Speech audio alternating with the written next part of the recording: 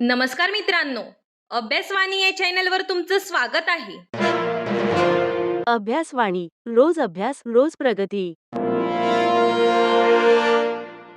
तर बघा मित्रांनो, क्लर्कची बॉम्बे हायकोर्टची परीक्षा 26 एप्रिलला झाली होती.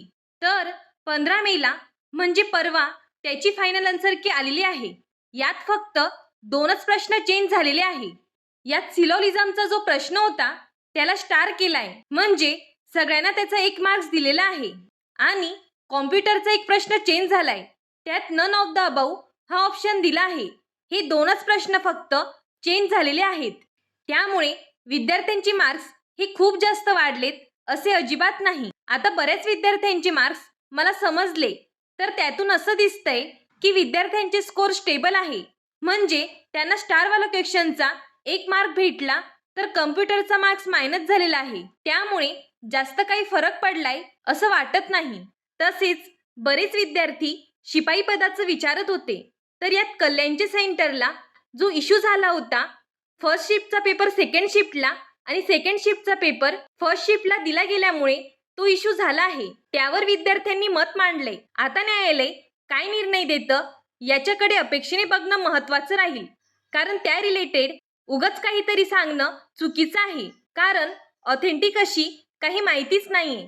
त्यामुळे न्यायालय जे सांगेल तीच पूर्व दिशा असणार आहे. तसेच पहिली शिफ्ट आणि दुसरी शिफ्टचं नॉर्मलायझेशन करतील की नाही हे देखील काही स्पष्ट केलेलं नाही. त्यामुळे शिपाई या पदासाठी सध्या तरी काही अपडेट नाही. काही अपडेट आली तर लगेच दिली जाईल. पण क्लर्कसाठी बघा, पहिली आन्सर की आली, आता दुसरी आन्सर की आली. आता काय प्रोसेस बाकी आहे, तर फायनल रिझल्ट. आणि यात ज्यांना 60+ मार्क्स आहेत त्यांनी कोणाला विचारायचंच नाही. आणि 55+ ज्यांना आहे त्यांनी टायपिंग करायचं आहे.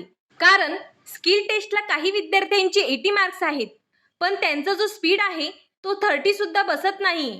त्यामुळे 55+ मार्क्स असणाऱ्यांनी बिंदास टायपिंग करायची आहे.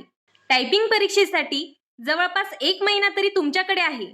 तसेच आता स्कोर देखील तुम्हाला समजला आहे.